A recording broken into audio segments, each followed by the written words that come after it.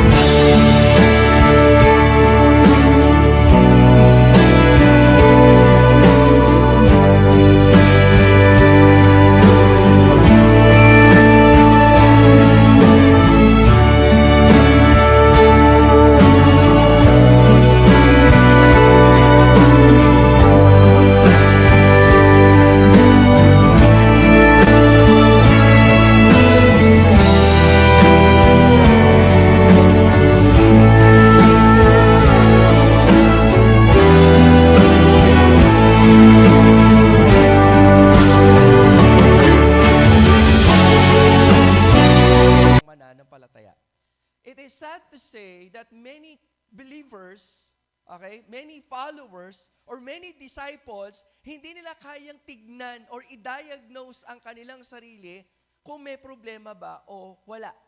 Now, it manifests, kagaya po ng physical na karamdaman, it manifests in the, alam mo yun, life of many believers, yung karamdaman na spiritual ay magmamanifest po sa panlabas.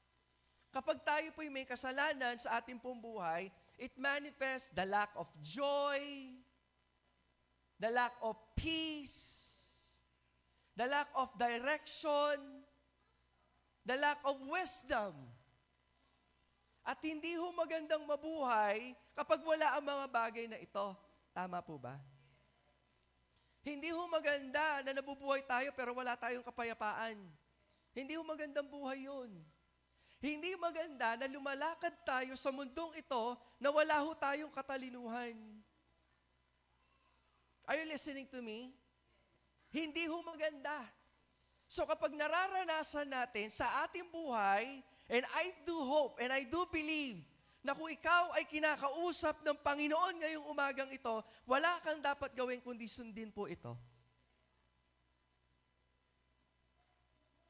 It is sad to say, if a believer always grieves the Holy Spirit, patuloy niya pinipighati ang banal na Espiritu, karamdaman din po yan eh. Kumbaga, ginagawa mong manhid ang sarili mo sa tinig ng Panginoon. Sana, yun yung magbibigay sa'yo ng kagalingan. Magbibigay ng talino, magbibigay ng direksyon. But if you still refuse, tinatanggihan mo, pangungusap ng Panginoon, siguro wala nang problema ang Diyos, no? Ikaw na may problema. So again, sabi ko nga, if a person, kapag ang isang tao ay may karamdaman, kinakailangan siya lumapit sa Diyos. At kung ngayong umagang ito, hindi mo alam sa sarili kung may karamdaman ka ba o wala, mas lalo kang dapat lumapit sa Panginoon. Kasi kung hindi, ano pang dahilan kung bakit tayo nabubuhay? Last time, we've studied about a victorious Christian life, tama? Nung Wednesday? So ang isang taong tagumpay sa buhay, hindi yung standard ng mundo ang meron, kundi ang tao matagumpay sa Panginoon, yung konektado siya sa Panginoon. Di ba? Kasi nga, nagfa-function siya ng tama. Bakit? Konektado sa Panginoon. Parang electric fan. Kahit nag-ano kaganda electric fan mo, kung hindi ka connected sa source, it's useless. Ganon din naman nananampalataya. Biblically speaking, in John chapter 15, ang linaw po doon. Abide in me and I in you, as the branch cannot bear fruit of itself, except it abides in the vine. Tapos sabi ng Panginoon, no more can ye. Yan, except ye abide in me. In short, if you are connected with me, kinakailangan konektado tayo sa Diyos. And ngayong umaga pong ito, one of the person na pwede po nating tignan as an example, not to follow him, but be to reminded of. Kasi si Saul, he's not a good example.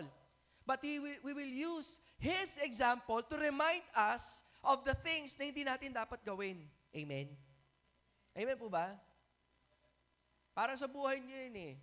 Ano man ang gawin mo, pwede kang maging example. Kaso pipiliin lang kung anong halimbawa meron ka. Are you a good example or a bad example?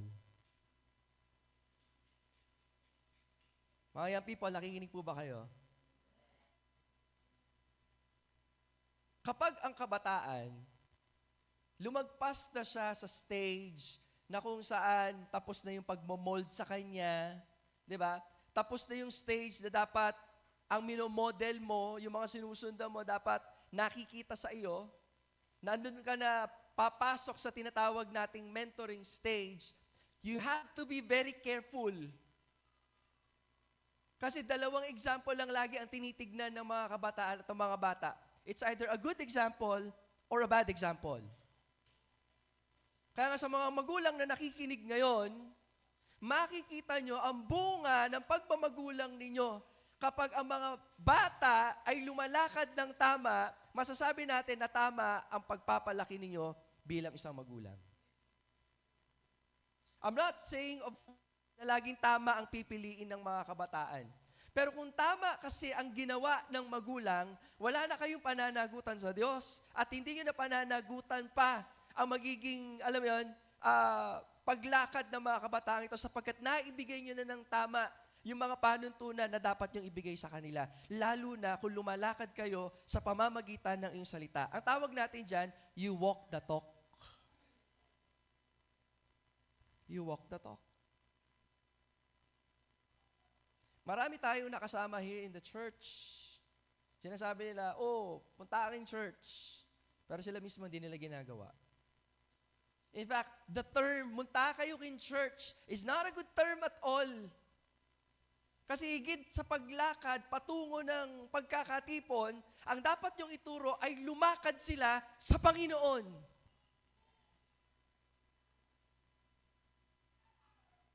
You see, it is very problematic ang pagmamagulang nowadays. Di ba? It takes a lot of challenge for the parents. Sa pagputok ng tinatawag po nating technological advances, there are many young people today, they are open in every influences na hindi mo nararapat para sa kanila. Ngayon, kung ang magulang ay hindi maninindigan sa tama at sa totoo, kawawa ang mga kabataan sa panahon po natin ngayon.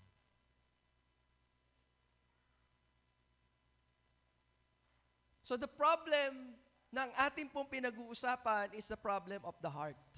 Okay, kaya nga title natin is the diagnosis of a foolish heart. Sabi ko, maraming problema eh. Now, kung kayo ay tunay na mananampalataya ngayong umagang ito, please say amen. Okay? So, ibig sabihin mga kapatid, na ang bawat isa po sa atin ay may pananagutan. Di ba? Tayo pong lahat ay merong accountability na tinatawag. Kasi kapag tayo ay talagang disciple ng Panginoon, we understand the importance of God's Word in our life. Wala tayong gagawin para, alam mo yun, hindi maligaw sa paglakad na to, kundi sundin lamang po natin ang tinig ng ating Panginoon. The Bible is very clear, tama? The sheep hear my voice and I know them and they follow me. And if you're not following the Word of God, kasi nga, the Word of God gives us wisdom. If you want to know God's will, you must understand, you must learn, you must seek what? God's Word. So ang magpalayo sa salita ng Diyos ay isang, anong tawag natin? Kamangmangan. Foolishness. Pero bakit foolishness of the heart? Kasi maraming tao, pagdating sa salita, magaling lang dito, pero wala dito sa puso. It is always a big deal to God, yung ating puso. Hindi ba alam yun? It's always in the heart. The word says, ang sabi ng mundo, sundin mo ang iyong puso. Pero sabi ng salita ng Diyos, ang puso daw, according to Jeremiah, ay pinakamandaraya sa lahat. Ang taong nakikinig sa kanyang puso, delikado yan. Pero kapag ang puso na yan, nandiyan dyan si Kristo, dapat sundin yan. Amen? The problem of listening is not the ear but the heart. Especially the heart na walang Kristo. Delikado yun eh. So kapag may Kristo ka sa puso, kung hindi yung puso ang sinusundan natin si Kristo, yung salita ng Panginoon. Amen? Then therefore, you are not a foolish follower, but rather you a wise disciple of the Lord. Let us dive in sa storya. Now, dito sa pagkakataong ito, God commanded His follower, namely itong si Saul. Now, pansinin po dito in verse 1, Samuel also said unto Saul, the Lord sent me to anoint thee to be king over His people. Okay? So, binigyan ng isang kalalagayan, binigyan ng isang bagong identity itong si Saul.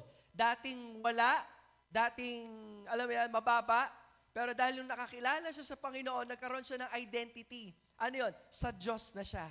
Ganon din po tayo nung hindi pa tayo mananampalataya. Amen? Amen po ba? 1 Corinthians chapter 6, verse 20. For ye are bought with a price. Therefore, glorify God in your body and in your spirit, which is God's. Therefore, ang buhay mo ngayon, hindi na sa'yo. Kanino na? Sa Diyos na po yan.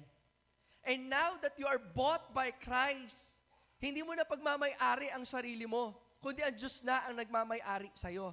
Kaya nga ang tawag na sa'yo ngayon, hindi na yung pangalan mo, kundi anong tawag sa'yo? Tagasunod ni Kristo, Kristiyano. Kristiyano. Now, ganito po yung sitwasyon din po ni Apostle, ni King Saul. Okay? Now therefore, hearken unto the voice of the words of the Lord. Parang tayo din, para tayo mabuhay, susundin natin yung kanyang salita. Matthew chapter 4, verse 4. Hindi lamang sa tinapay nabubuhay ang tao, kundi sa bawat saan? Sa salita na namumutawi sa bibig ng Diyos. Kaya nga ho tayo, nag-aaral po tayo ng salita ng Diyos sapagkat dito matatagpuan ang buhay, pag-asa, pangako ng Diyos.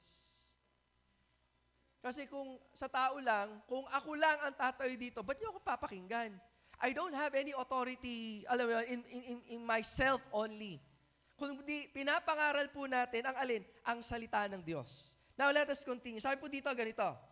Then saith the Lord of hosts, I remember that which Amalek did to Israel. O, balik ko tayo. Sasabi ko po kanina, itinaas ang kalalagayan ni King Saul. Ano yun? Tagasunod ng Diyos. Ngayon, kung magiging tagasunod siya ng Panginoon, wala siyang gagawin kundi sundin ang tinig ng Diyos. At ano yung tinig ng Diyos na pinapagawa sa kanya? So sabi dito, how he laid, yung Amalek po ito wait for him in the way when he came up from Egypt. Very pivotal po ito, no? Wala ba yung projector natin? Sira siya? Okay. Okay, sundan nyo na lamang po ako. Now, ito pong mga pananalitang ito, it's very important. It's a very heavy theological in a sense. Kasi from the time of the Genesis chapter 3 verse 15, nang pinangako doon ng Panginoon na nagkasala sina Adan at Eva, may pinangako na magliligtas sa atin sa ating mga kasalanan. Amen? So that is the promise of the Genesis chapter 3 verse 15. Remember that? Na yung serpent tutukain yung sakong ni Eva, yung babae, okay? And the child will bruise the head of the serpent. And that is the promise, the proto-evangelium na tinatawag. Okay? The promise in which the Lord Jesus Christ, ipapanganak po siya. Tapos, bumaba siya sa panahon ni Abraham, okay? Hanggang eto na nga, ang pangako na may papanganak ang tagapagligtas nasa Israel. Now, kung ang kaligtasan ay magmumula sa lahi ng Israel, palagay nyo anong gagawin ng kaaway? Gagawin niya ang lahat para tanggalin ang pangako ng Diyos. Para matanggal yan, tatanggalin ng Israel. Nagigets po ninyo? Hindi lang basta umaatake ang mga Amalek para malipol lang ang Israel. Ginagamit ni Satanas o ginagamit ng kaaway ang Amalek para i-eradicate ang pangako ng Diyos. Pero tandaan nyo, kailanman hindi mawawala ang pangako ng Diyos because when God says it, He will do it. So ngayon, pinapakita lamang dito na ngayong si Saul ay tinawag, siya ngayon po ang magiging instrumento ng Diyos para sa katuparan ng pangako ng Diyos.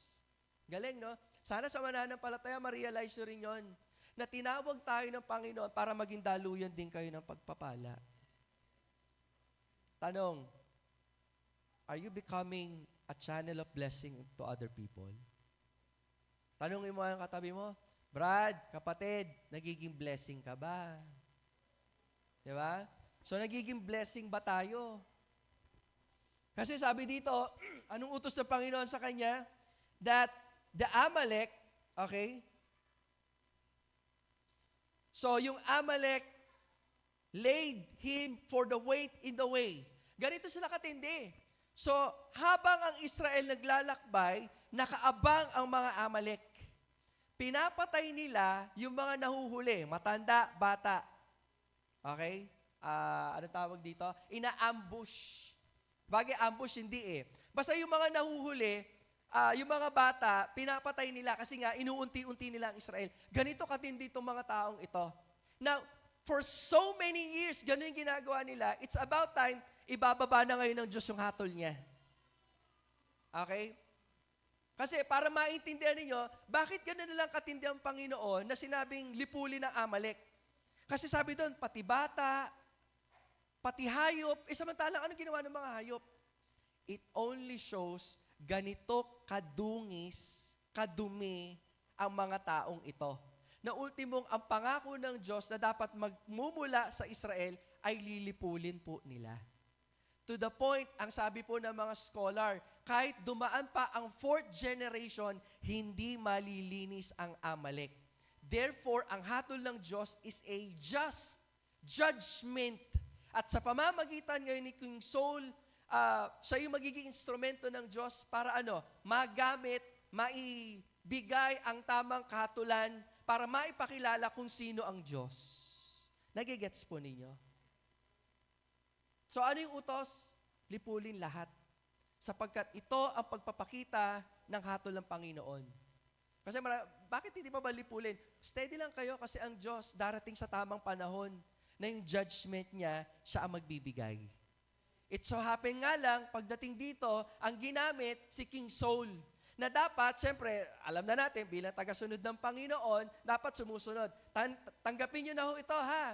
Bagaman karamihan, ang alam niyo dapat mananampalataya, sumusunod sa Panginoon, meron talagang di sumusunod. Pastor, masakit sa loob. Alam ko, Diyos nga, nasasaktan ikaw pa. Even in our discipleship, kung may di-disciple kayo, di ba, tata kayo, Pastor, tagal-tagal ko na sa dinidisciple, 3 years na, ang dami ko nang nagastos. Steady ka lang. Alam ng Diyos kung ano yung ginawa mo. Talagang binuhos mo yung damdamin mo para paalalahanin mo yung tao na yan. Pero talagang it so happens, siguro itong taong ito, hindi pa siya umaabot doon sa tamang paglago or hindi talaga siya nakakilala sa Panginoon.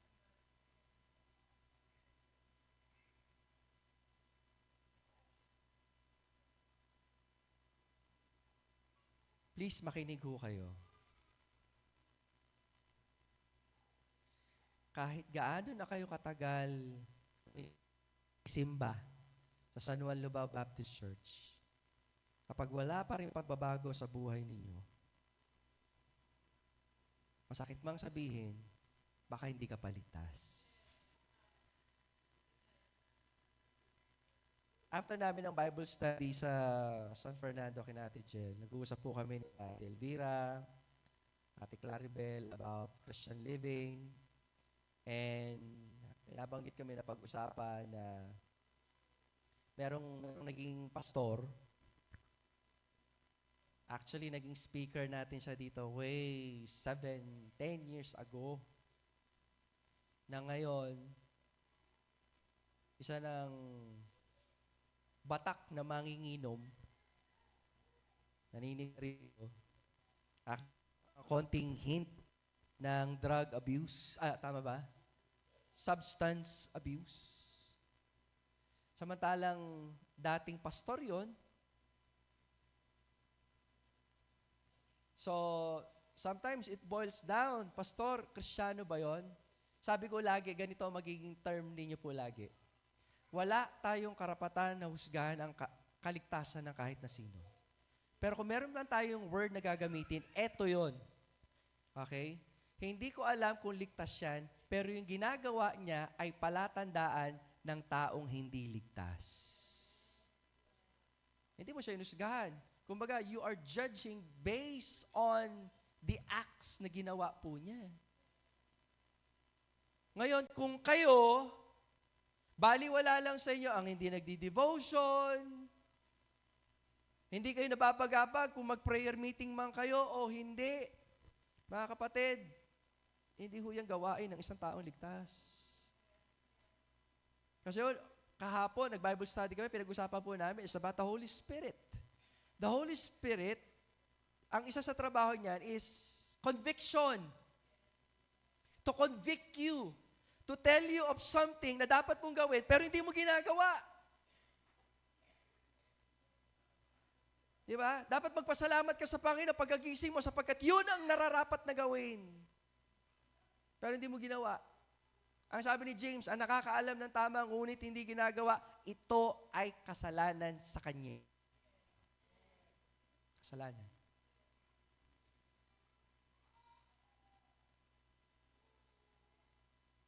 Kasalanan ang dahilan kung bakit malayo ang presensya ng Diyos.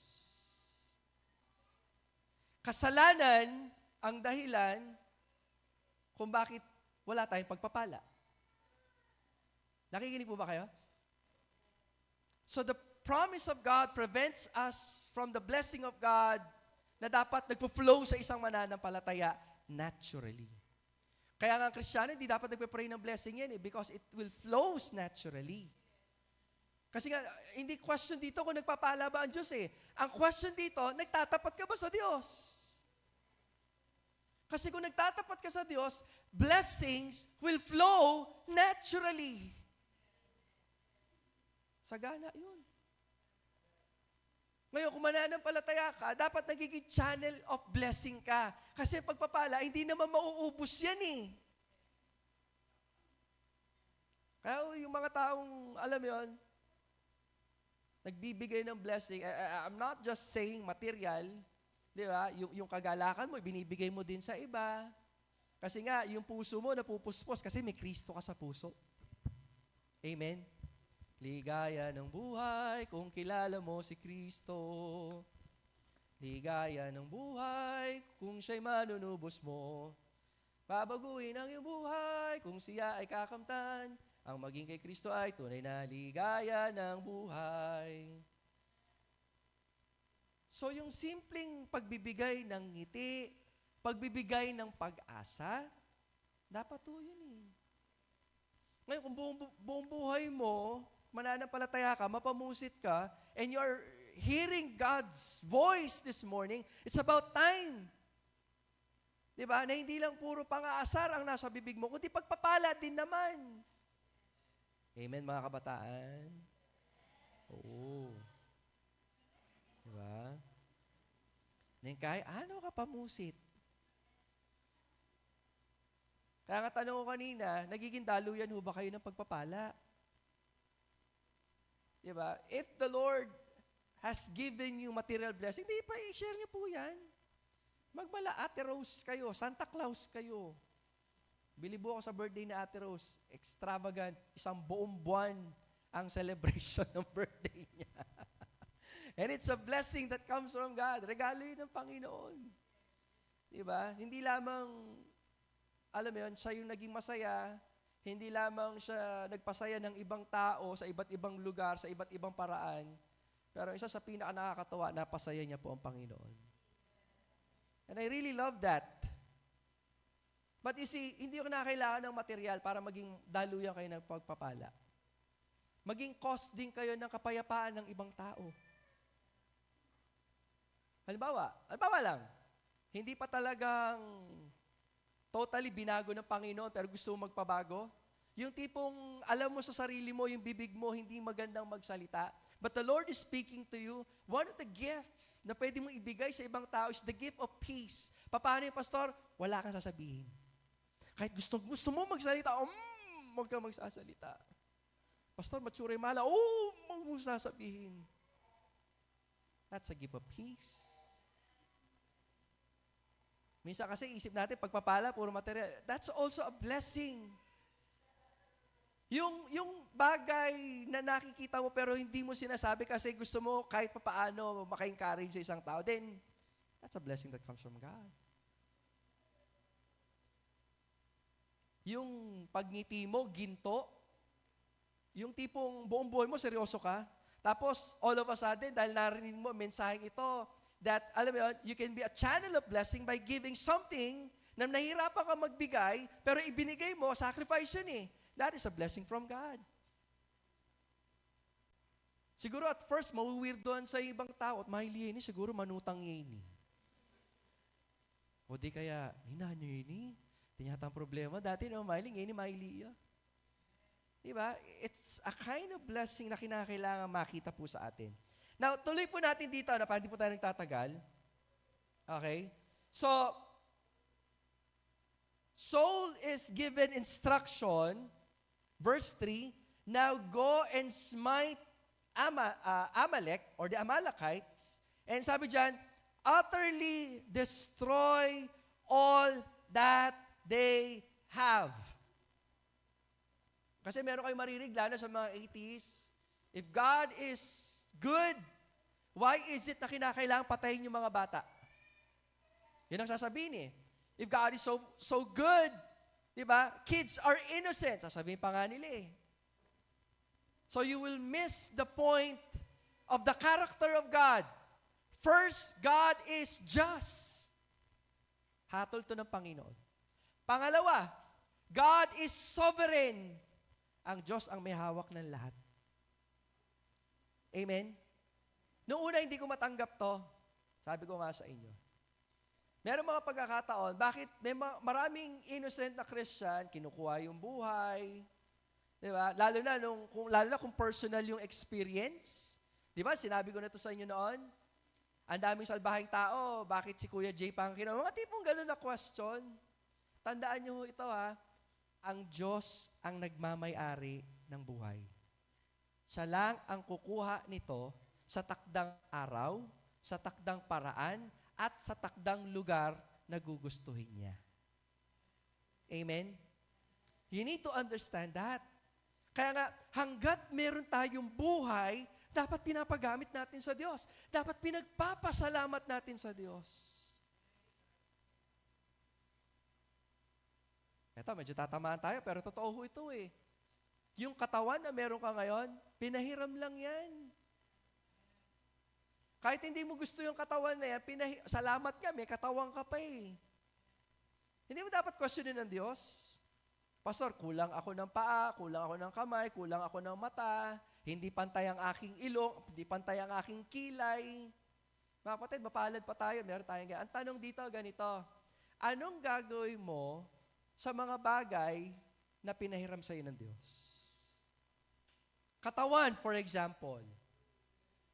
Most of the time, kapag meron kang katawan, instead na ipagamit mo sa Panginoon, kung kani-kanino natin pinapagamit. Paano yung pastor? Siguro di ka nagbibisyo. Ang bisyo ay isang uri paraan para masabi natin kung paano masisira ang ating katawan. Tama? Tama? Amen? Wala sa Bible yung bawal manigarilyo kasi wala namang sigarilyo sa Bible. Pero nasa Bible na huwag mong sisirain ang katawan mo sapagkat pag sinira mo yan, ikaw ay sisirain din ng Diyos. Bakit? Hindi mo katawan yan. Balik tayo sa idea. Hindi ka nga nagsisigarilyo, pero nagpupuyat ka naman ng batak ilang araw. Yeah? Okay, di ka nga umiinom ng alak, pero grabe ka naman kumain ng mga junk food. Amen? It's a simple illustration, but it gives us an idea, again, paano natin pinagpapasalamat ang katawan na pinagkatiwala ng Panginoon. Amen?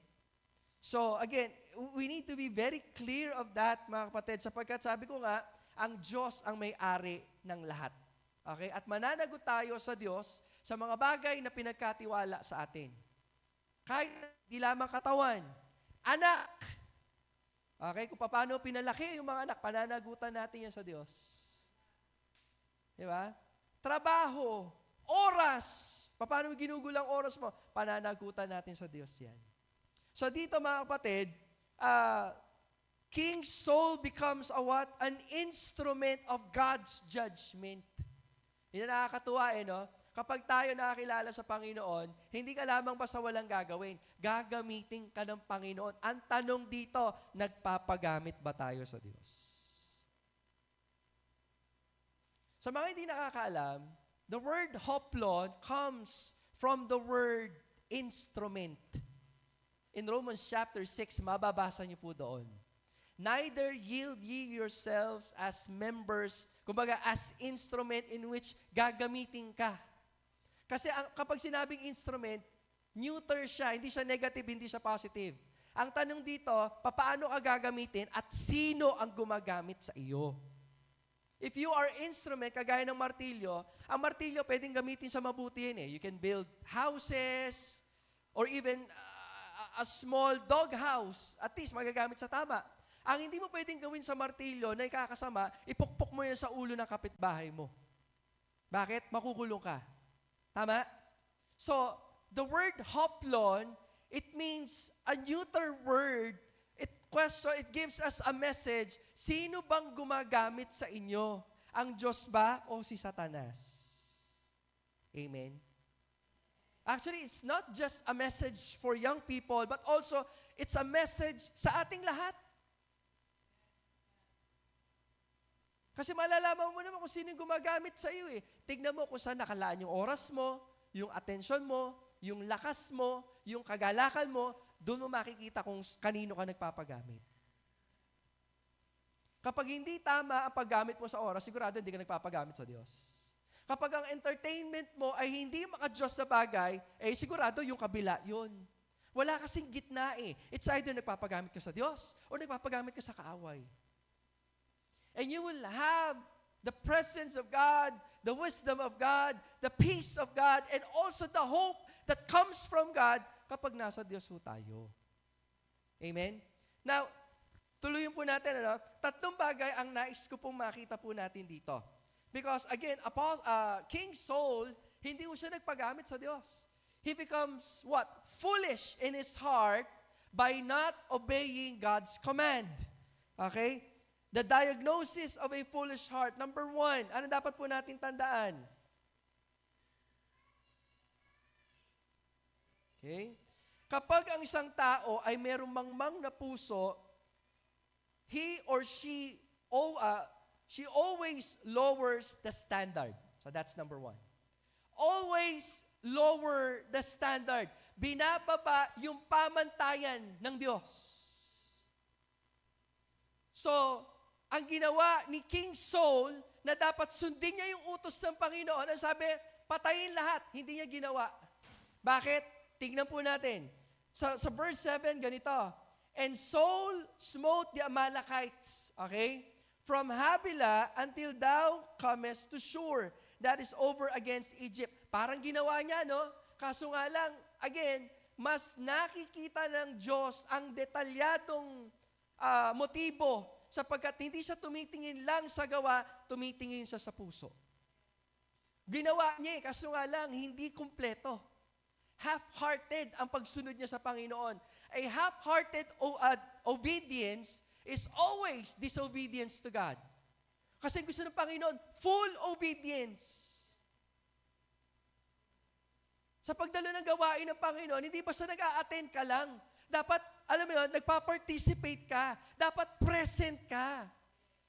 And when I say present, hindi lamang physical, pati isip. Dito ka nga, kung ano naman iniisip mo. Ano yung trabaho mamaya? Anong kakain mo bukas? Diba? Yung alaga mo, yung trabaho mo, lahat na lang. Yung tindahan mo. Nakikinig po ba kayo?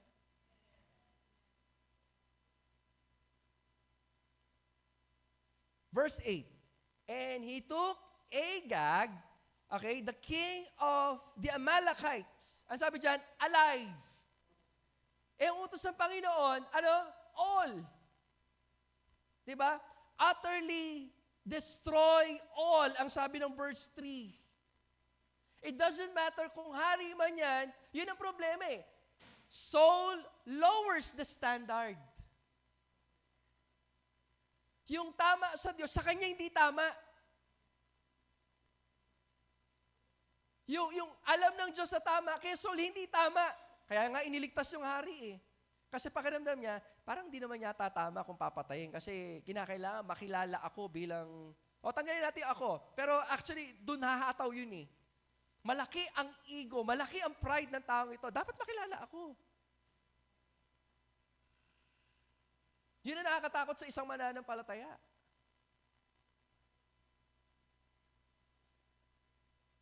Hindi ka nag-attend kasi hindi ka kinamayan. Oh, may. Nagtampo ka sa pastor mo kasi hindi ka nabanggit, kasi nagbigay ka ng malaki.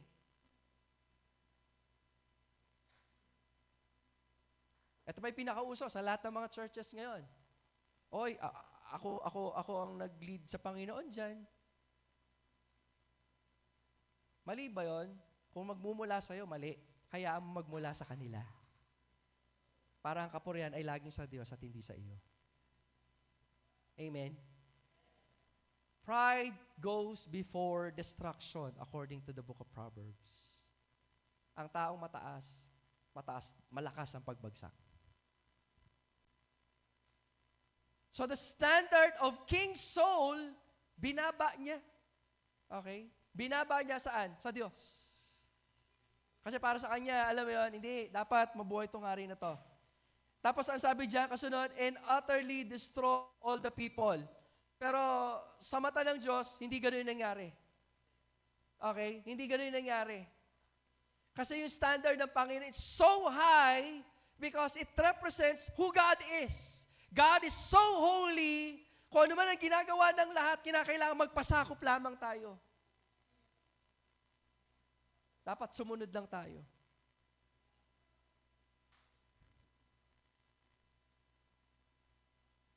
Yun ang nangyayari kapag nag-aalangan kang huwag mag-attend.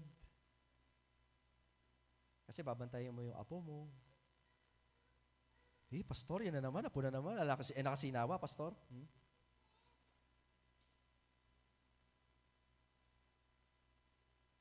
Magalit kayo sa akin? Okay lang kasi ayoko magalit ang Diyos. Sino bang mahalaga? Trabaho mo ang Diyos. Apo mo ang Diyos. Yung relationship mo ang Diyos. Kung ang Diyos ang may-ari ng lahat ng bagay, siya lang dapat ang maging priority mo, ano man ang mangyari. Kasi kapag hindi, you are lowering the standard in the sight of God. In short, hindi ka sumusunod sa Diyos. Lumalabas, mas matalino ka sa Diyos. Yun. Diba? Pastor, di mo kasi naiintindihan kapag dito ginawa, wala kaming kakainin. Sino bang nagbigay ng lahat ng bagay? Nagigets po ninyo? Ang tawag dyan, wala kakulangan or kawalan ng pananampalataya. Nakinig mo ba kayo? Kapag marami tayong alibay sa Diyos, yan ay kulang, or kawalan, as in totally wala talaga, ng pananampalataya. Which is very important when we are serving Christ. Kaya nga lagi natin sinasabi, lumakad sa pananampalataya. Maglolokohan na lang tayo dito? Magbobolahan na lang tayo. Kapag sumunod ka sa Lord, ibubuhos ang pagpapala. Tapos gusto mo, offering ka lang? Parang dating reliyon, simba-simba ka lang, tapos okay na. Total, nahugasan yung kasalanan, pwede gumawa uli ng kasalanan. Tapos susunod linggo, magsimba ka para hugas kasalanan. Hindi ho ganun ang pagiging mananampalataya. Christianity is about relationship. Meaning to say, hindi mo sasaktan yung damdamin ng taong karelasyon mo. Hindi lang paglinggo. Araw-araw.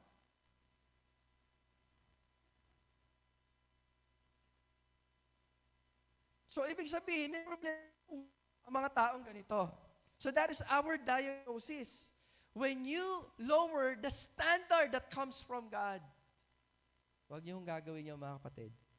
Because itong si King Saul, again, sabi ko nga, yan po yung nangyari sa kanya. Tuloy nga natin. And all the people with the edge of the sword, sabi ng verse 8, but Saul and the people spared Agag and the best of the sheep. Okay? So kasi isip ng mga tao, si Saul at yung mga tao, ganun yun eh. Mga magulang, makinig ko kayo. Kung ano nakikita sa yung mga anak niyo, yung magiging standard nila. Kung para sa inyo, hindi mahalaga ang pag-a-attend ng gawain, ano expect niyo sa mga anak ninyo? Hindi na magiging mahalaga sa kanila. Hindi nga mahalaga sa iyo eh.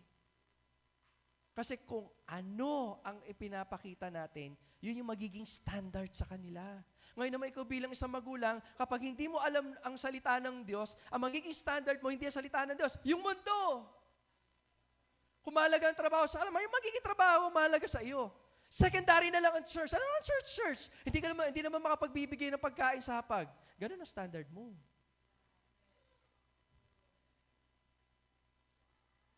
Tapos, simba-simba ka ngayon, sabi mo, I love you, Lord. Sinungaling ka. Ang sakit, no? Pero yun yung totoo eh. Sana magising tayo sa katotohanan. Most of the song that we sang in the church, sometimes it's a kind of testimony ng mga taong sumulat na totoo yung puso nila sa Panginoon. Hindi lang basta sila sumulat ng kanta para, alam mo, bigyan ng kabagabaga ng ating damdamin para magkaroon tayo ng feeling of worship. Hindi ganun ang worship. Ang worship is a lifestyle na totoo sa iyo at totoo sa harapan ng Panginoon. Kaya pala, kapag tayo sumasamba tayo sa spirito at katotohanan. Hindi sa kasinungalingan. Kasi ang pag-a-attend po natin ng gawain, it's not for a show. Hindi ito palabas. Hindi kayo audience. You are worshipers. You are the giver of service. Kaya nga ang tawag natin every Sunday, worship service. So meaning kung anong ginawa niyo buong linggo, ibibigay niyo yan sa Panginoon ng linggo. Araw ng linggo.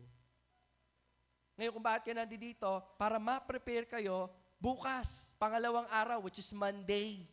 Okay, yun na naman. Tapos pagdating ng linggo, ayun, isa-serve na naman natin sa Lord. Lord, salamat po sa buhay, ha. Salamat sa talino. Dito naman po kami, kukuha po kami ng lakas sapagkat iba yung magkakasama kami na nagkakatipon-tipon, na lahat kami may problema at sama-sama kaming sasamba sa iyo.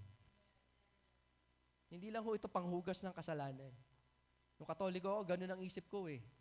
Kasi ganun yung natutunan ko. Okay? Yung masasimba ka lang, ugas na yung kasalanan, pwede na magkasala uli. Ang Kristiyano hindi ganun. Although we're not saying that we're sinless, but as a Christian, we are sinning less and less and less. Why? Because God is giving us wisdom, and wisdom. And if God is giving us wisdom, you have to follow that. Because that obedience to God will lead us to life. Yung pagsunod natin sa Panginoon ang nagbibigay na buhay. Kasi nasabi ng Panginoon, I am the way, the truth, and the life. Siya yung buhay. Ngayon kung ang buhay mo, sinungaling ka, wala ka buhay-buhay yan. Sinasabi mo Kristiyano ka, ito na naman tayo, no? Hirap ng pastor. Sabi mo Kristiyano ka, tapos di ka nagpupunta ng Wednesday, kailangan ko sabihin, pinapasabi ni Lord eh. Magalit kayo sa akin. Di ba? Alam, minsan nakakasawa lang bilang pastor. Pero dahil sinabi ng Lord, magiging instrumento lang tayo para at least pasabihan ka.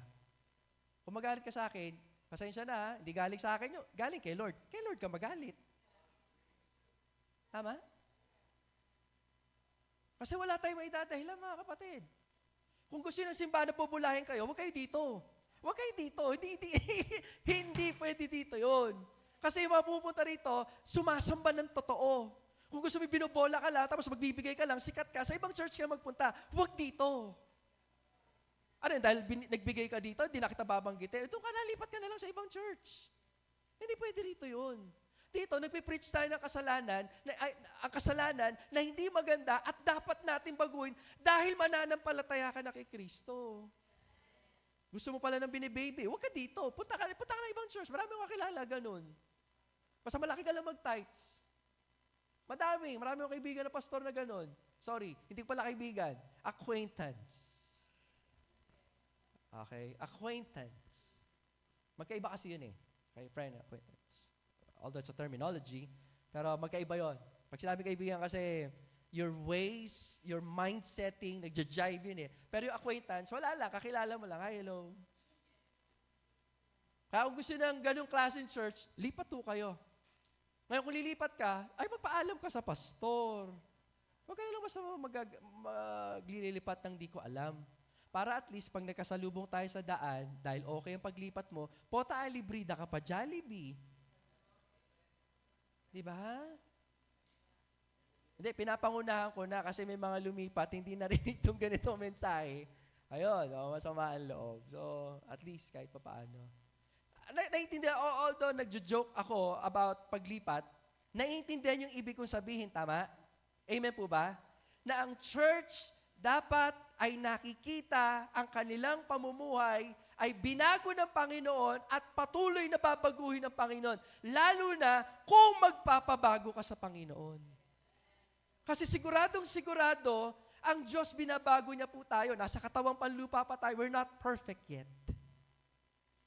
Kagaya ng memory verse natin. When that which is perfect is come, di ba? All the imperfections will be taken away. Mawawala po yan. Bakit? Dumating na siya na perfect eh. So habang hindi pa, we must achieve maturity. Di ba? When I was a child, I spake as a child, I understood as a child. Ano yung kasunod? I talk as a child, but when I became a man, ang sabi doon, I put away childish things. Merong development, merong paglago. So, hindi pwede sa isang church na pansut ka na, wala pang progression, wala pang pagpapatuloy. Hindi pwede yun. Kaya masakit ang mensahe sa isang tao na hindi lumalago sa mananampalataya.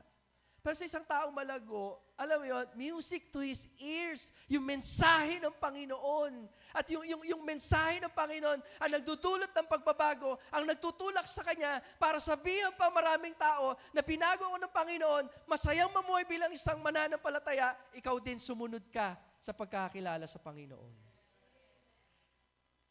Yung minsan yung kulang eh. Ganda ng Bible study kahapon. Kasi pinagpe-pray namin ni Kuya Edwin, lalo ni Ate Jel, na kailan lang sabi namin na makasama sa, or makakilala sa Panginoon ang mga magulang ni Jel. Lo and behold, kahapon, nakasama namin sa Bible study yung nanay ni Jel. Grabe. Tapos talagang winelcome kami, pinaghanda kami, gano'n. Masayang masaya. Alam mo bakit ko sinasabi sa kanila, Jel and Edwin? Kasi pinagpe-pray din namin yan. Bawat isa, okay, di man siguro sila, lahat tayo pinagpe-pray ho natin yon. At higit sa lahat, pinagpe-pray natin ang kalaguan ng mag-asawang ito na ngayon lang nakakilala sa Panginoon. At patuloy nawa, talaga mas lumalim pa ang relasyon nila sa Diyos. Not just to have a religion, but in actuality to have a real relationship to God. Amen? Yung tunay na relasyon sa Panginoon. Kasi marami pang babaguhin sa atin, amen? So paulit-ulit kong sasabihin yan. So again, sabi ko nga, we need to have a genuine heart, not a foolish heart na anong ginagawa ng mga taong may foolish heart, may foolishness sa kanilang puso. They lower the standard. Pangalawa, okay, they neglect to prioritize relationship. That is number 2. They neglect to prioritize relationship. Again, Christianity is about relationship. Any relationship that we have, sa asawa mo man yan, sa katrabaho, sa ka-church, kung bakit hindi nagiging maayos, una sa lahat, hindi maayos ang relasyon mo sa Panginoon. May galit ka sa kapatid mo, may galit ka sa anak mo, may galit ka sa pamangkin mo, may galit ka sa pinsan mo, kasi hindi tama ang relasyon mo sa Panginoon. Gusto mo maging maayos? Ayusin mo na yung relasyon mo sa Panginoon. In verse 10, sabi po dito, ganito. So, nagkasala na nga sila. Okay? Atras muna pala tayo sa verse 9. But Saul and the people spared Agag and the best of the sheep, sabi ng verse 9, and of the oxen, and of the fatlings, and of the lambs, and all that was good. Okay, kasi nga yung standard sa kanila, good. And would not utterly destroy them. Take note would not utterly destroy them, which is against to the word of God, but everything that was vile and refuse, that they destroyed utterly. Okay? So sabi ng verse 10, then came the word unto the Lord unto Samuel. Nakita ng Diyos, nakarating sa Diyos. Ang ganito nabasa ko sa FB. Kapag nagkakasala tayo, bagaman palagay mo wala nakakita, when we sin, the only audience that we have is God. Nakikinig kayo? Kapag tayo ay nagkakasala, walang ibang nakatingin o nakakakita kundi ang Diyos. Wag mo nang sabihin yung iba na, kasi ginagawa nila, Pastor, hindi, wag ganun. Why? Because Christianity is about relationship. And when we sin to God, ang nakakakita, sino? Ang Diyos. So nakarating sa Diyos, sabi ng verse 10. Ngayon, ang sabi ng 11, and it repented me that I have set up Saul to be king. Tandaan nyo pag nagkakasala tayo, bagaman may mga epekto ito di ba? Sinasaktan mo yung sarili mo, sinasaktan mo yung mga tao na kapaligid sa'yo, pero higit sa lahat, kapag nagkakasala tayo, na nasasaktan mo ang Diyos. It grieves the Holy Spirit. Grieves the Holy Spirit. Wala lang sa'yo, paano ka naging Kristiyano?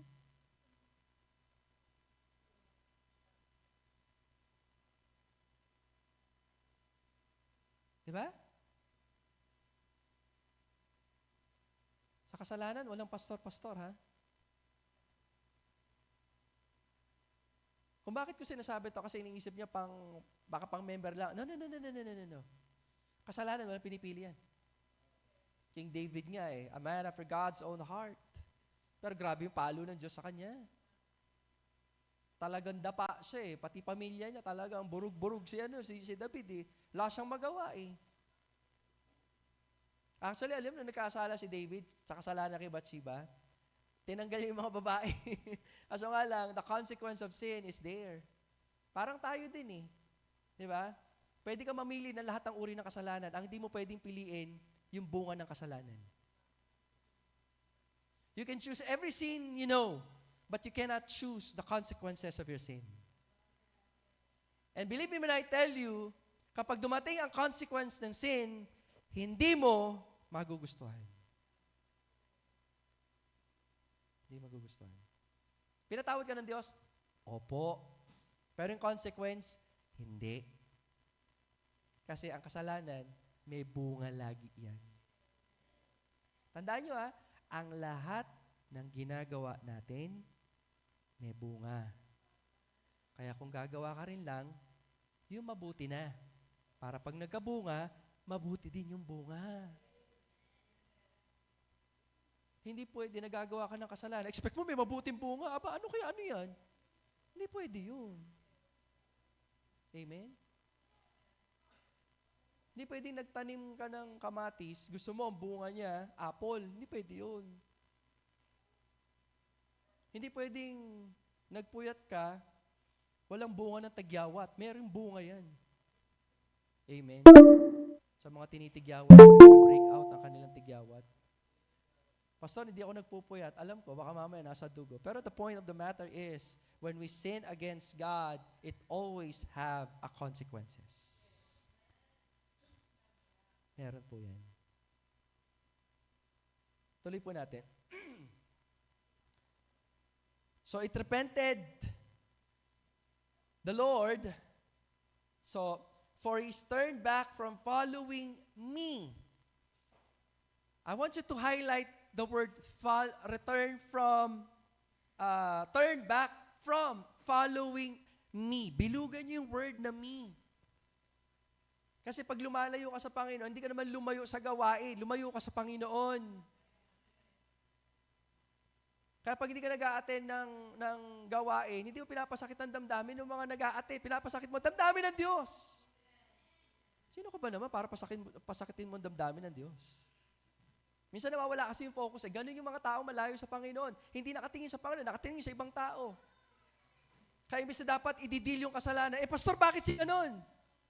Kasi nga hindi nakatingin sa Diyos. Tuloy po natin. And had not performed my commandments. Ang simple, no? Kung sinunod niya lang, edi wala tayong problema. Amen? Ang simple lang eh. Sinabi, ang gagawin mo, susunod. Ngayon, sinabi, hindi mo sununod, nagkaroon ng di magandang bunga, wala kang dapat sisingod, ikaw lang. Di ka sumunod eh. At huwag kang magturo ng ibang tao kasi nga, sa Diyos mo tayo nagkakasala. Okay? And then, ano pang sabi dito? And it grieved, sino daw? Samuel, and he cried unto the Lord all night. Hindi lamang siya nagkasala, hindi lamang nasaktan yung damdamin ng Panginoon, pati yung lingkod ng Panginoon, nag-grieve din. Actually, magkaibigan ito, si Samuel at si Saul. They are good friends. Kasi, very close si Samuel kay Lord. Alam naman natin yan eh. So, nung naglagay ang Diyos ng hari, na-excite itong si Samuel kasi nga ito yung katuparan ng pangako ng Panginoon. Although at first, he's people's choice, pero na-excite pa rin siya sa gagawin ng Panginoon eh. Kaso nga lang, alam mo yun, dahil ang puso ng tao ito talaga may problema, kaya nga title ng mensahe po natin, The Diagnosis of a Foolish Heart, it grieves, sino? Si Samuel. Masakit sa lingkod ng Panginoon, kapag ang mga kasama sa pananampalataya ay hindi lumalakad ng maayos sa Panginoon. Masakit po yun. Hindi nyo kaaway ang pastor? Wala nag-amen? Ako, nakakatakot yun. Takot ako dun. Hindi nyo kaaway ang pastor. Kasama niyo yung pastor.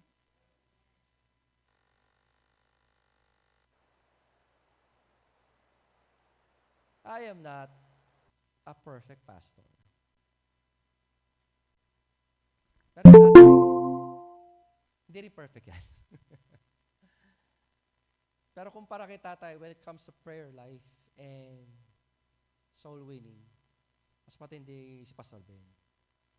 Si tatay, dati talaga nakalakasan niya. Kasi mula nung nagsipag-asawa na kami, meron na kami kanya-kanyang devotion eh. Pero nung wala pa kami mga asawa, araw-araw kami nagpe-pray. Okay? Si tatay, bawat pamilya ng San Juan Lubao Baptist Church, pinagpe-pray niya po yan. Sa totoo lang. Ako kumbaga para bang one family at a time. Pero siya, talagang tuloy-tuloy. Pinagpe-pray niya yan.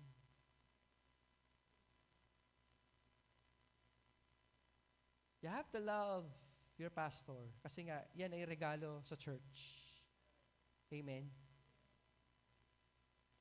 Now, there are certain people, wala silang respect sa tao mismo as a person. And that is good. Pero huwag niyong kakalimutan na respetuhin yung kanyang posisyon as a pastor. Nagigets po ba? Kasi yung pag-respect as a person, it takes time. Okay? Hindi naman basta-basta yan eh. Di ba? Respect, hindi yung basta-basta ibinibigay. Amen?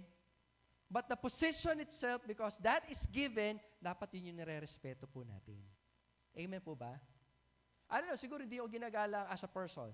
But as a pastor, kinakailangan galangin po natin ang posisyon. Amen? Pwede naman yun eh. Pero, if you love your pastor, then therefore, you have to pray for your pastor. Support your pastor. Amen po ba? Lalo na kung tinutulak po kayo talaga sa pagiging makadiyos. Yung paglalim ng relasyon nyo sa Panginoon, then, yeah, you must love your pastor. Kung bakit ko po naisingit ito, dito yung makikita sometimes yung lingkod ng Panginoon kung paano sila nag-grieve every time yung mga kasama nila ay hindi lumalakad ng tama sa Panginoon. Hindi nyo rin lang din siguro itatanong, pero masakit yun sa puso ng pastor. Masakit yun sa puso po namin. And For you to get the idea, I forgot, maybe in the book of Philippians, sinare ko na to sa isang pastor eh. Kung kayo, mananagot kayo sa sarili ninyo, ang pastor iba. Mananagot siya sa sarili niya at mananagot siya sa mga miyembro na kung saan inilagay sa kamay ng mga pastor. Kaya nga, nakakatakot ho magpastor, mga kapatid. Because it has a lot of responsibilities. Pero it will reap the benefits. Kaya nga pala, merong sariling crown ang mga pastor eh. Diba? The crown of glory which preaches, diba? And leading the flock of God in righteousness. Amen? Well, hindi man sing pogi ng iba, hindi man sing galing ng iba, pero kagaya ng mga magulang natin, ang mga pastor ay ibinigay yan ng Panginoon sa inyo. Mahalin niyo po sila. Amen? So, isa lang yan sa mga tinitingnan po natin dyan. So, tuloy po tayo. Sabi pa dyan, and he cried unto the Lord all night. Buong gabi niyang iniiyak. Grabe, no? Grabe yung relationship. Kaya sabi ko nga, when it comes to relationship, magiging tama ang relationship po natin sa ibang tao kung tama ang relationship po natin. Kanino? Sa Panginoon po lamang. Okay? So again, one of the problem and the diagnosis of a foolish heart is a person neglecting the priority or to prioritize relationship. Bakit nagawa ito ni King Saul? Kasi hindi niya ginagalang ang relasyon niya sa Panginoon. Amen?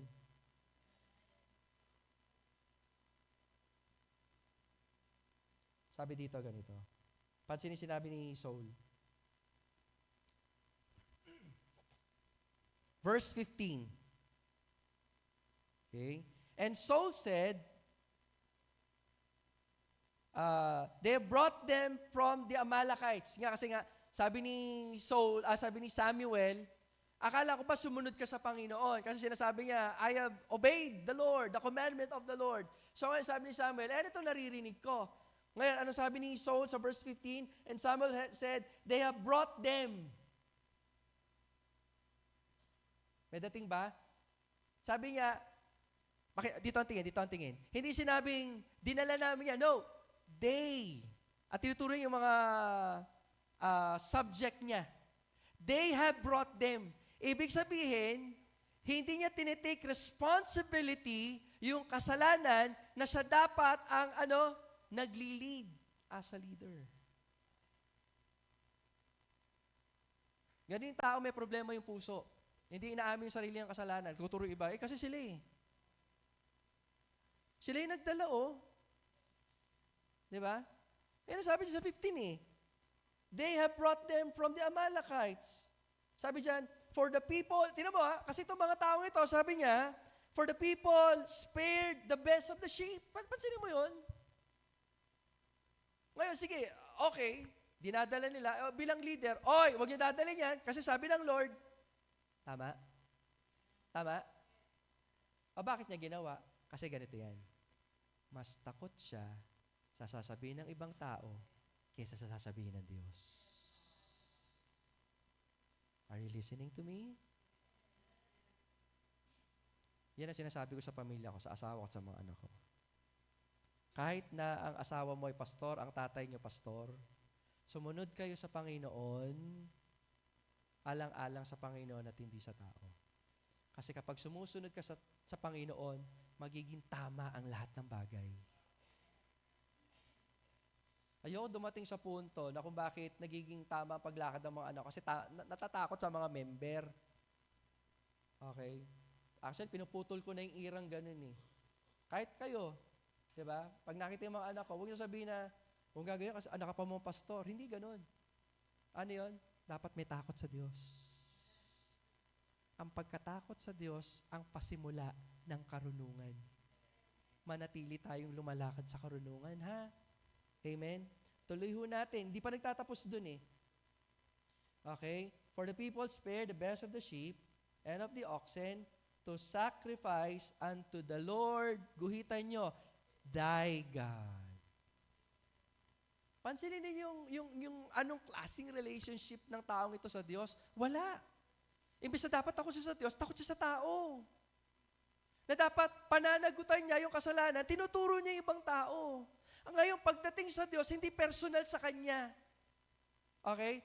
Alam mo kung bakit dinala yung mga hayop na yan? Para ibigay yan sa Diyos mo, Samuel. Nagigets niyo yan? Hindi yan sa pwede yan sabihin, para ito sa Diyos na pinaglilingkuran natin. Hindi yan sinabi. Ba't nandiyan yan? Para ibigay sa Diyos mo. Amen. That is the sign of a foolish heart. Ano yan?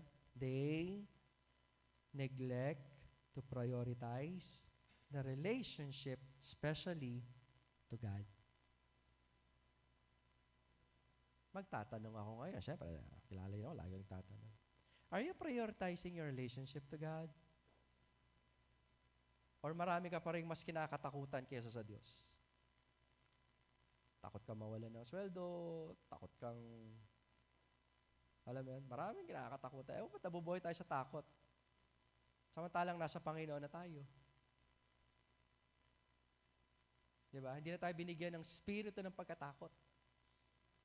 Amen? Binigyan tayo ng spirito ng may kapangyarihan at na mayroong katinuan ng pag-iisip. Sound mind.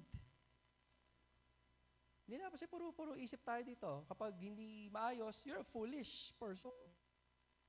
Following God, you will have what? A sound mind. Or in our translation today, that is what you call sense. Maraming tao ngayon, wala nang sense. Wala nang sense, sensitive pa. May nasakit ko kang pastor, ko pa mag-attend next week. It's so hurt. Lolo. Magalit ka sa Diyos, huwag sa akin.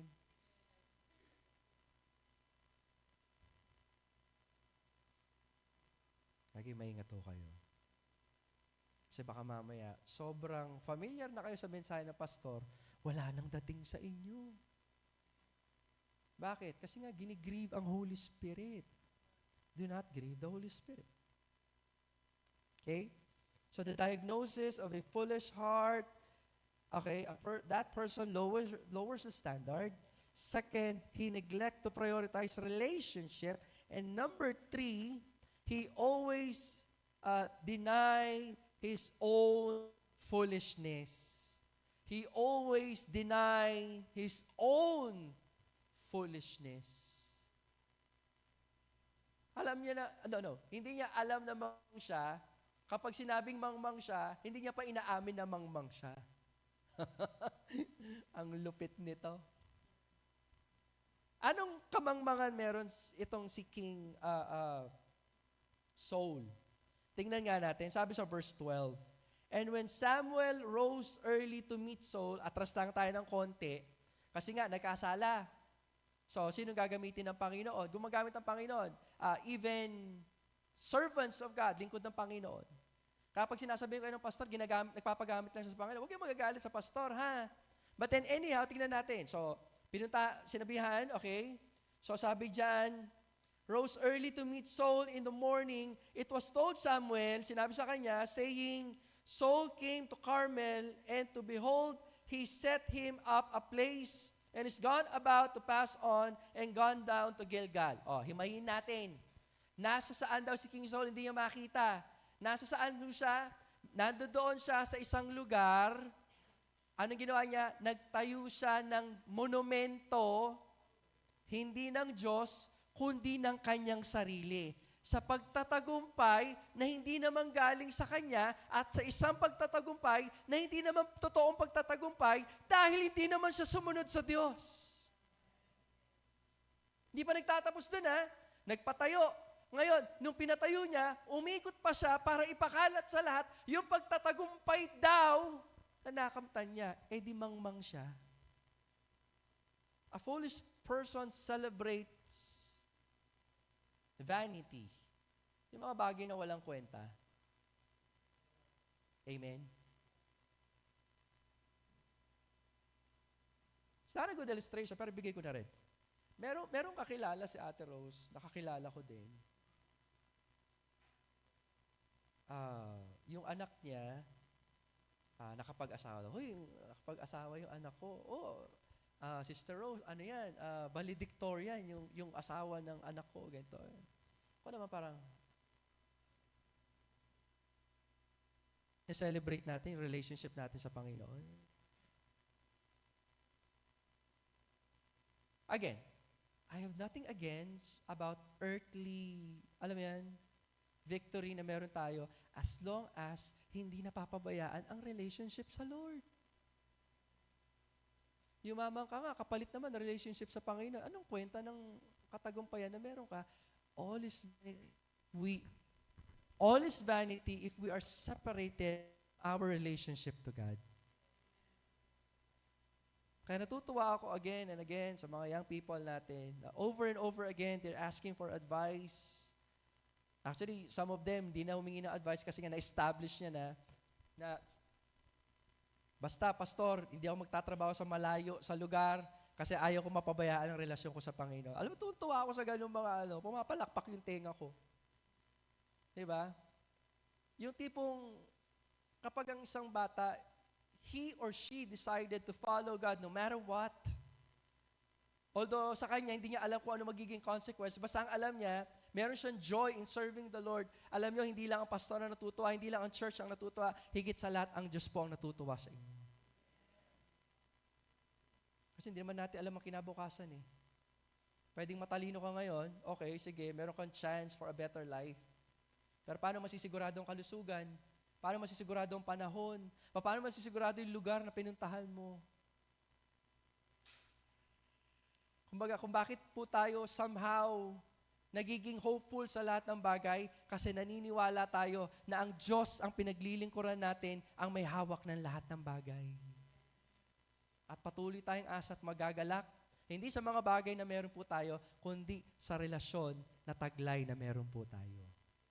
Ingatan lagi ang relasyon po natin sa Panginoon. Amen? So, again, that's the problem of King Saul. Hindi niya yan inalagaan.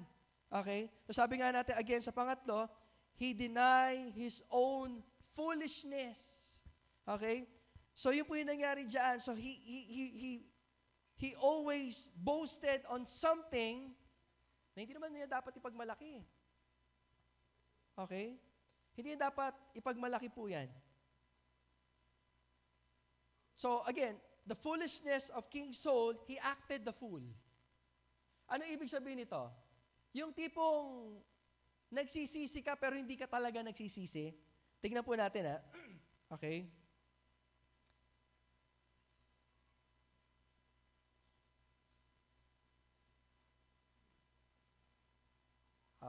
Verse 21. 20 pala, sorry. And Saul said unto Samuel, Yea, I have obeyed the voice of the Lord. Sinabi na nga yung kasalanan, dinideny niya pa rin. Kasi nga, yung standard, hindi tama. Yung relationship, hindi tama. So, hindi talaga siya aamin na may problema siya. Ganun din sa mananampalataya. As long as nag-offering ka naman, sumasali ka naman sa choir, kahit lang, okay lang, kahit may babae ako, pastor. Wow. Okay lang, kahit nagsusugal ako, pastor. Wow. Hindi mo naman ako nahuli, pastor. Wow. Again, kapag nagkakasala tayo, wala tayong ibang audience, kundi ang Diyos. Pero kapag tutuluyan mo pa rin yung kamangmangan na yan, magiging bobo ka talaga sa harap ng Diyos.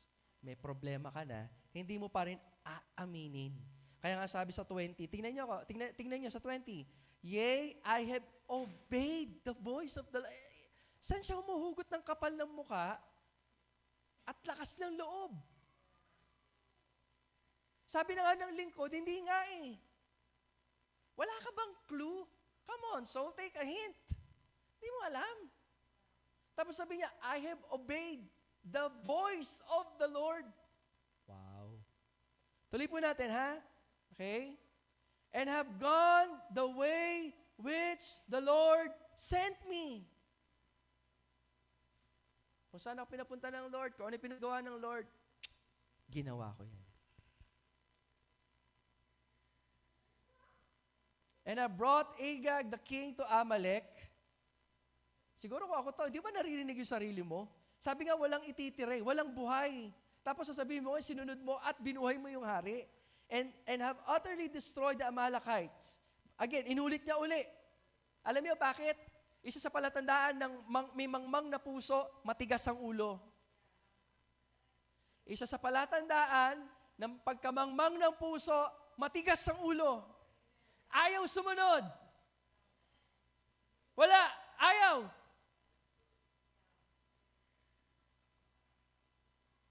Grabe yun.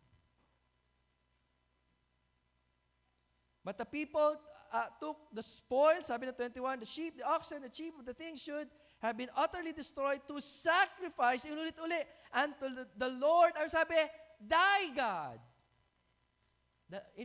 Inulit mo pa. Makapal na mukha mo, matigas pa ang ulo mo, inulit mo pa. Ano pinapakita nito? Fixated siya doon. Alam niya talaga na wala siyang ginawang kasalanan. Grabe yun. So, it means, ito'y pagpapakita kung ano talaga ang kalalagayan ng status ng relasyon niya sa Panginoon. In short, hindi niya talaga kilala ang Diyos sa buhay niya. Kasi even the words kumbaga, kung bakit namin ginawa ito, para ibigay ang sacrifice sa Diyos mo. Pansinin niyo yun? Pwede nang sabihin, sa Diyos ko Pero kaso nga lang, neutral, sige, sa Diyos natin. Pero bakit niya sasabihin, sa Diyos mo? Bakit? Hindi niya ba Diyos yung Diyos ni Samuel? Samantalang ang Diyos ni Samuel ang naglagay sa kanya para maging hari siya upang, alam mo yun, yung utos ng Panginoon na ibigay sa kanya ay magampanan niya pagkat magiging instrumento siya ng pagpapala. Ngayon, sasabihin niya, hindi niya Diyos at Diyos ni Samuel. Ngayon, okay ka lang.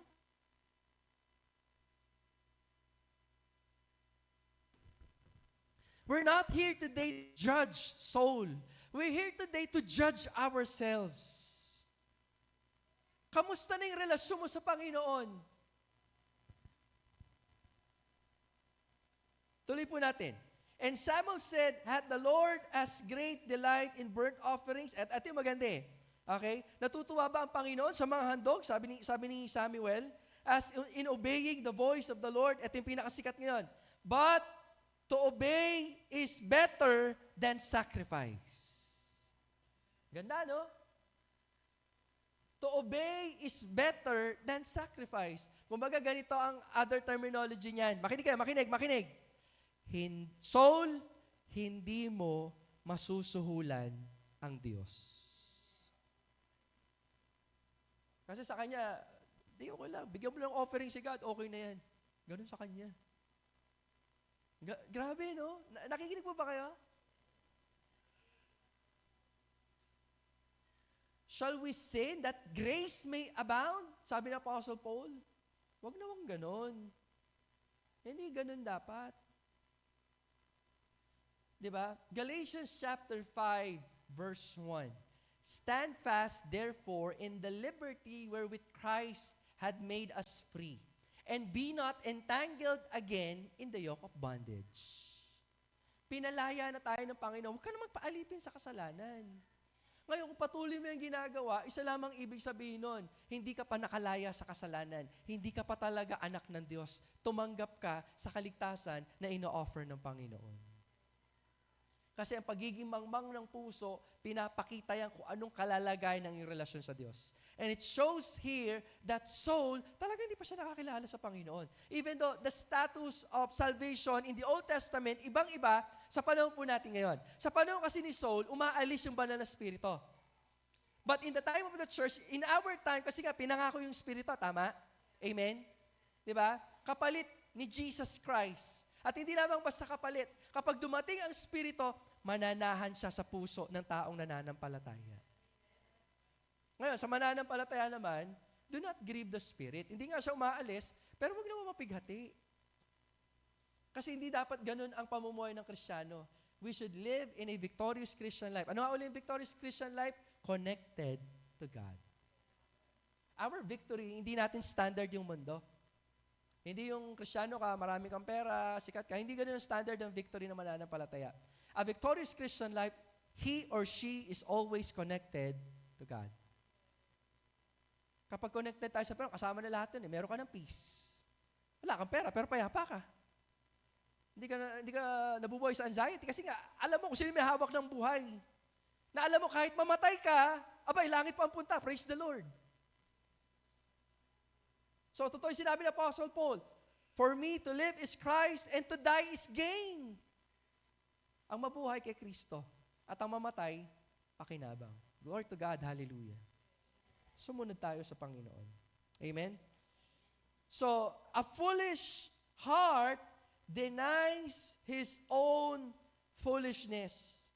Okay, akala niya masusulan niya ang Panginoon, akala niya maituturo niya yung ibang tao, akala niya ma-outsmart niya ang lingkod ng Panginoon at lalo tigit sa lahat ang Diyos. But in reality, hindi ganun. Hindi yan makakatulong sa relasyon sa Panginoon. Mga kapatid, bilang mananampalataya sa pangwakas, if we want to have a victorious Christian life, we need to obey God. Kasi kung hindi natin susundan ang panuntunan ng relasyon po natin sa Panginoon, you will have a disease called foolishness of the heart. At ano yung diagnosis? Ano nga yung tatlo? Una, they always lower the standard. Lagi kang ganon. Pangalawa, you always neglect to prioritize your relationship. At pangatlo, you always deny your own foolishness. Yung kamangmangan ng puso, nagre-reflect yan sa katigasan ng ulo. I hope and I pray, mga kapatid, na ngayong mananampalataya na tayo sa Panginoon, I always talk that as if bago pa lang tayo mananampalataya. Although there are many messages na tayo napakinggan, that our faith, lagi yung grace ng Panginoon, lagi fresh siya sa atin. Kasi the moment na para bang wala nang dating sa'yo ang salita ng Panginoon, doon na tayo humingi at umiyak, lumuhod sa Panginoon, magmakaawa, nabigyan tayo ng joy ng salvation.